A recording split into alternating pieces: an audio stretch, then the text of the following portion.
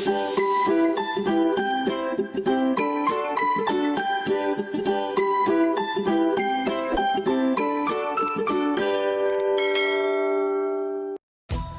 Friends, ഇന്നത്തെ recipe ഒരു Onam special റെസിപ്പിയാണ്.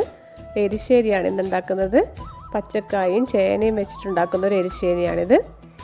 ഇത് നല്ല ടേസ്റ്റാണ് കഴിക്കാൻ വേണ്ടിയിട്ട്. വളരെ പെട്ടെന്ന് ഉണ്ടാക്കാനും പറ്റും. നമുക്ക് ഇതിനുള്ള ഇൻഗ്രീഡിയൻസ് എന്തെല്ലാമെന്ന് കാണാം.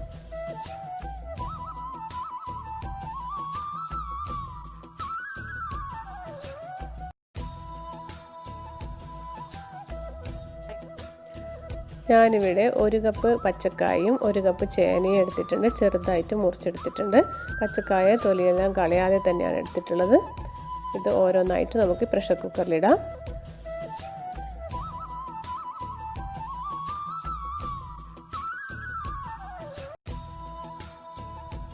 ഇതിലേക്ക് പൊടികൾ ചേർത്ത് കൊടുക്കാം. ആദ്യം ചേർക്കുന്നത് മുളക് പൊടിയാണ്. 1/2 ടേബിൾ സ്പൂൺ മുളക് പൊടി ചേർക്കുന്നുണ്ട്. പിന്നെ 1/4 ടേബിൾ സ്പൂൺ മഞ്ഞൾപ്പൊടി, ആവശ്യത്തിന് ഉപ്പും ചേർക്കാം. ഇതിലേക്ക് ഇത് മുങ്ങാൻ മാത്രമുള്ള വെള്ളം ഒഴിക്കാം. ഇത് നന്നായിട്ടൊന്ന് മിക്സ് ചെയ്യാം. എന്നിട്ട് നമുക്ക് കുക്കർ അടച്ചു വെച്ചിട്ട് ഒരു 3 വിസിൽ വരുന്നത് വരെ വേവിച്ചെടുക്കണം. ഒരു മീഡിയം ഫ്ലെയിമിൽ ഇട്ടിട്ട് നമുക്ക് വേവിച്ചെടുക്കാം.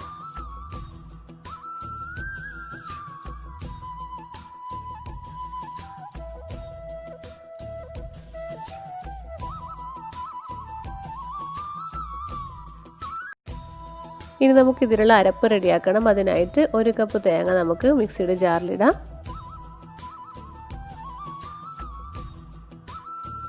ഇതിലേക്ക് 1/2 ടേബിൾ സ്പൂൺ ജീരകം, പിന്നെ 1/2 ടേബിൾ സ്പൂൺ കുരുമുളകും കൂടി ചേർക്കാം. എന്നിട്ട് നന്നായിട്ട് ഇതൊന്ന് അരച്ചെടുക്കണം. വെള്ളം ചേർക്കാതെ അരച്ചെടുത്താൽ മതി.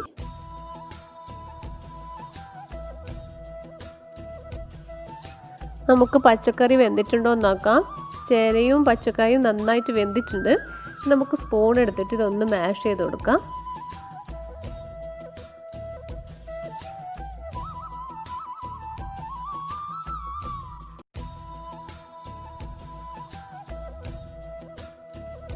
ഇനി ഇതിലേക്ക് നമുക്ക് അരപ്പ് ചേർത്തിട്ട് നന്നായിട്ട് ഇതൊന്ന് മിക്സ് ചെയ്യണം. ഇനി വെള്ളമൊന്നും ചേർക്കേണ്ട ആവശ്യമില്ല. നന്നായിട്ട് ഇതൊന്ന് മിക്സ് ചെയ്തെടുക്കാം. എന്നിട്ട് 2-3 മിനിറ്റ് വേവിച്ചെടുത്താൽ മതിയാവും.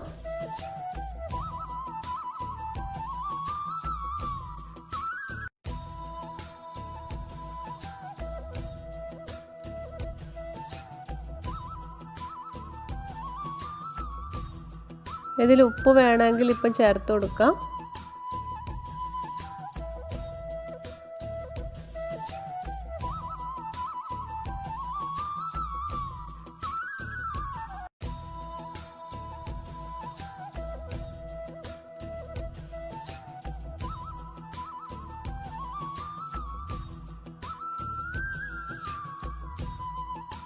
കറി നന്നായിട്ട് തിളച്ച് വരുന്നുണ്ട്. ഇനി നമുക്ക് സ്റ്റൗ ഓഫ് ചെയ്യാം. എന്നിട്ട് ഇതിലേക്ക് ഇനി താളിച്ച് ചേർക്കുകയാണ് വേണ്ടത്.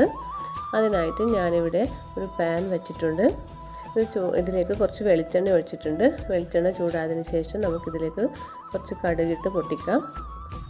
ഇനി ഇതിലേക്ക് കുറച്ച് കറിവേപ്പില ചേർക്കാം.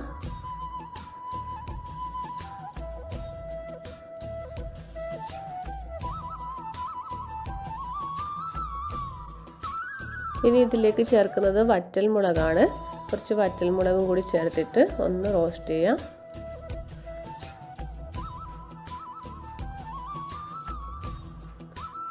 ഇനി ഇതിലേക്ക് 1/2 കപ്പ് തേങ്ങ ചിരവിയത് കൂടി ചേർത്തിട്ട് നന്നായിട്ട് റോസ്റ്റ് ചെയ്തെടുക്കണം.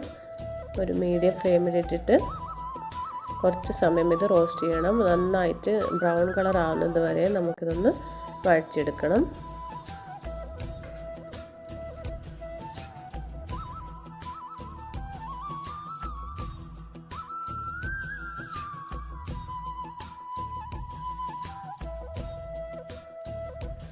തേങ്ങ നന്നായിട്ട് റോസ്റ്റായിട്ട് വന്നിട്ടുണ്ട്. നല്ല ബ്രൗൺ കളറായിട്ടുണ്ട്.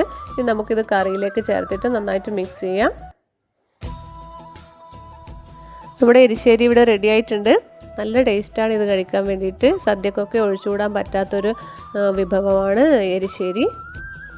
പിന്നെ ഇതിൽ എരിവൊക്കെ നിങ്ങളുടെ ഇഷ്ടത്തിനനുസരിച്ച് കൂട്ടുകയും കുറയ്ക്കുകയൊക്കെ ചെയ്യാം കേട്ടോ. ഞാൻ എൻ്റെ അളവിന് അനുസരിച്ചിട്ടാണ് എരിവൊക്കെ ചേർത്തിട്ടുള്ളത്. അപ്പോൾ നിങ്ങൾക്ക് ഈ റെസിപ്പി ഇഷ്ടമായിട്ടുണ്ടാവുമെന്ന് കരുതുന്നു. പുതിയൊരു റെസിപ്പിയുമായിട്ട് വീണ്ടും കാണാം. താങ്ക്